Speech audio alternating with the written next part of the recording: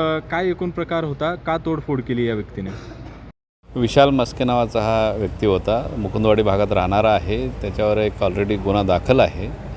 त्याच्यावर कारवाई सुरू आहे. परंतु त्याच्या मनात काही राग असेल किंवा काही अन्य काही असेल तर त्यांनी येऊन पोलीस आयुक्त कार्यालयामध्ये गाडीची तोडफोड आणि दाराची तोडफोड केलेली आहे.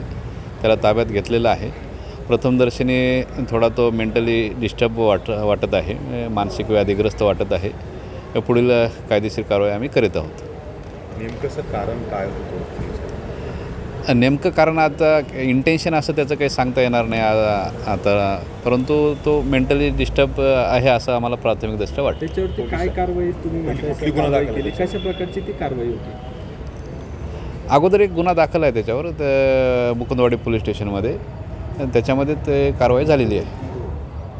सर, नुकसान काय? माननीय पोलीस आयुक्त यांच्या गाडीची काच फुटलेली आहे. तसेच जो मुख्य दरवाजा आहे त्याची काच फुटलेली आहे.